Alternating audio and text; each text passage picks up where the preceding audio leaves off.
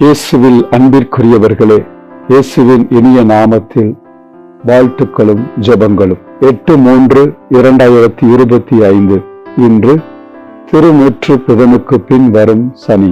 மனமாற்றம் என்பது தவக்காலத்தின் ஒரு முக்கிய அழைப்பாகும்.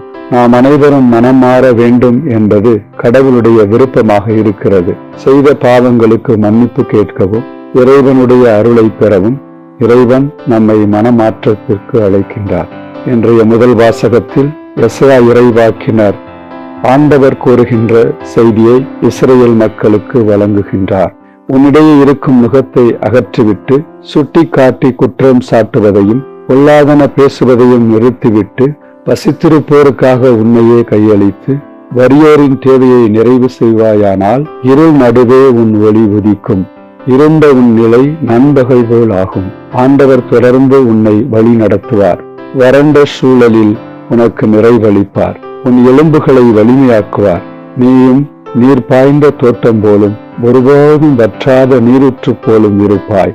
எப்போது நாம் இறைவனுடைய அருளை நிறைவாக பெறுகின்றோம் என்றால், நாம் நம்முடைய தவறான வழிகளை மாற்றி இறைவனுடைய அன்பு செயல்களை தொடர்ந்து செயல்படுத்தும் போது அவருடைய அருளை பெறுகின்றோம். இன்றைய முதல் வாசகம் எடுத்துக் கூறுவது போல, ஓய்வு நாளின் முறைமைகளினின்று விலகிச் செல்லாது என் புனித நாளில் உன் விருப்பம் போல் செய்யாதிருந்து ஓய்வு நாள் மகிழ்ச்சியின் நாள் என்றும் ஆண்டவரின் மேன்மை மிகு புனித நாள் எனவும் சொல்லி அதற்கு மதிப்பு தந்து உன் சொந்த வழிகளில் செல்லவோ உன் சொந்த ஆதாயத்தை நாடவோ வெற்று பேச்சுக்களை பேசவோ செய்யாதிருந்தால் அப்பொழுது ஆண்டவருக்கு ஊழியம் புரியும் மகிழ்ச்சியை பெறுவாய்.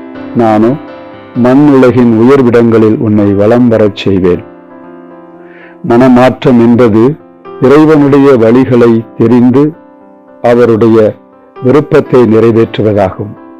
மனமாற்றம் என்பது புனித செயல்களை செய்வதற்கு நம்மை உட்படுத்துவதாகும். மனமாற்றம் என்பது ஆண்டவருடைய அருட்கொடைகளை எண்ணி அவர்பால் நம்மை திருப்பி சரியான பாதையில் பயணிப்பதாகும். இன்றைய நற்செய்தியில் இயேசு லேவி என்று அழைக்கப்பட்ட மத்தேயுவை அழைக்கின்ற நிகழ்வை கேட்கிறோம். பிறரால் பாவி என்று கருதப்பட்ட வரி தண்டுபவர் மத்தேயு. ஆனால் இயேசு அவரை ஒதுக்கவில்லை.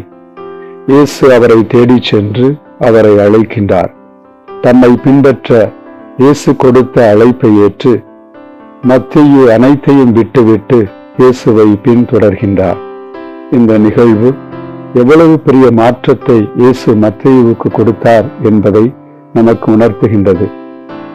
பரிசேயர்கள் இயேசு பாவிகளோடும் வரி தண்டுபவர்களோடும் உணவருந்துவதை குறையாக பார்த்த பொழுது இயேசு அவர்களுக்கு நோயற்றவர்களுக்கு அல்ல, நோயுற்றவருக்கே மருத்துவர் தேவை, நேர்மையாளர்களை அல்ல பாவிகளையே மனமாற அழைக்க வந்தேன் என்று தமது மனநிலையை வெளிப்படுத்துகின்றார். இறைவன் நாம் மனம் மாறி அவரிடம் வருவதற்காக அவர் நம்முடைய நிலையை புரிந்து கொண்டு நம்மை தேடி வருகின்றார். மனமாற்றம் என்பது இறைவனுடைய அளப்பரிய அன்பை உணர்வதாகும். இறைவனுடைய மாபெரும் அழைப்பை ஏற்பதாகும். எனவே நம்மை தேடி வருகின்ற இறைவனுடைய குரலை கேட்டு நம்முடைய பாவ வழிகளை விட்டுவிட்டு இறைவனை பின்பற்ற வேண்டுவோம். மன்றாடுவோமாக. அன்பு தந்தையே, மனமாற்றம் நீர் எங்களுக்கு கொடுக்கின்ற மிகப்பெரிய கொடை. நாங்கள் எங்கள் வாழ்வில் உம்முடைய அறவழிகளை தெரிந்து கொண்டு மனமாற்றத்திற்கான உமது அழைப்பை உணர்ந்தவர்களாக என்றும் உம்மை பின்பற்ற வரம் தாரும். ஆமென்.